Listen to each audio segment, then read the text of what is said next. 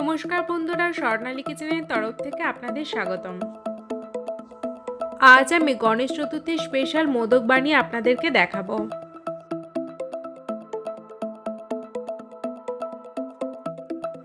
গ্যাসের মধ্যে কড়া বসিয়ে তার মধ্যে আমি 4 চামচ ঘি নিয়ে নিচ্ছি। ঘিটা গলে যাওয়ার পর ওর মধ্যে আমি 1 কাপ বেসন দিয়ে নিচ্ছি।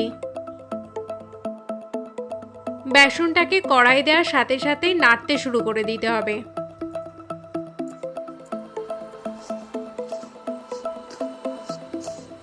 বেসনটাকে ভালো করে ভাজা হয়ে গেছে।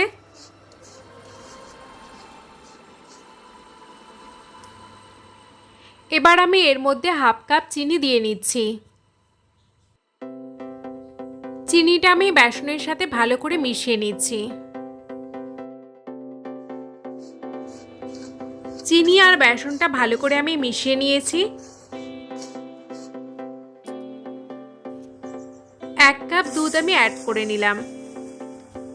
দুধটা দেওয়ার সাথে সাথেই ভালো করে মেশাতে শুরু করে নিতে হবে, যাতে না একটুও লাম্পস বেঁধে যায়।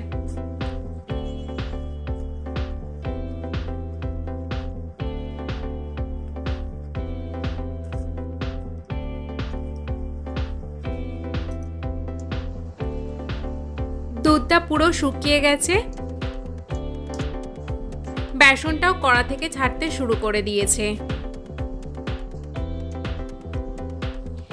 এই সময় আমি এর মধ্যে 1/2 কাপ মিল্ক পাউডার অ্যাড করে নেব।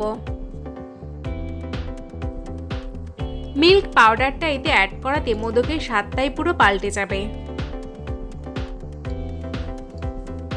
এটা আস্তে আস্তে ভালো করে আমাকে মেশাতে হবে, যাতে না একটু লাম্পস বেঁধে যায়।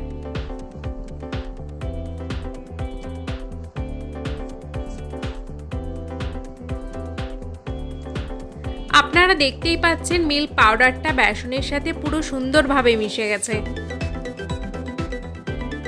কড়া থেকে ছাড়তেও শুরু করে দিয়েছে। এটা আমি ঠান্ডা হতে রেখে দেবো 10 মিনিটের জন্য।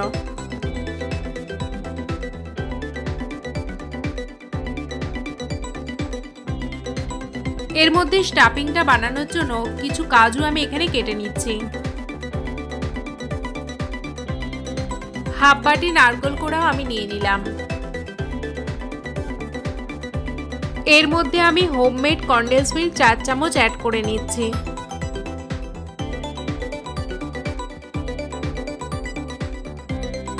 এবার এটা থেকে আমি ছোট ছোট বল বানিয়ে নিচ্ছি।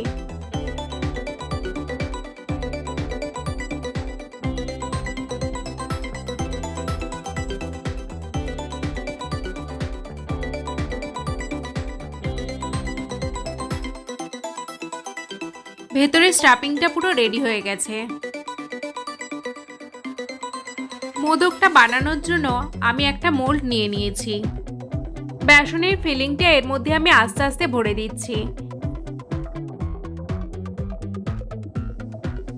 দিয়ে আস্তে করে আমি মাঝখানটা খানিকটা ফাঁকা করে দিচ্ছি। এবার এর মধ্যে আমি স্টাফিংটা নারকেলের ভরে দেবো।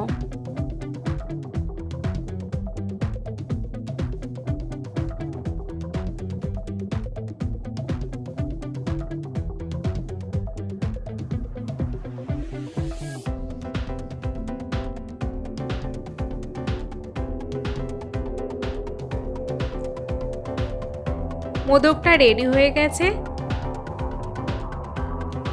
আপনারাই দেখুন কত সুন্দর দেখতে হয়েছে।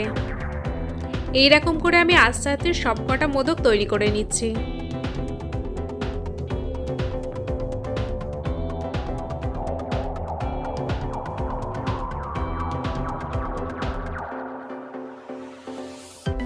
গণেশ চতুর্থীতে আপনারাও আপনাদের বাড়িতে খুব সহজে এরকম মোদক বানিয়ে নিতে পারেন। শুভ গণেশ চতুর্থী উপলক্ষে স্বর্ণালী কিচেনের তরফ থেকে রইল অনেক শুভেচ্ছা।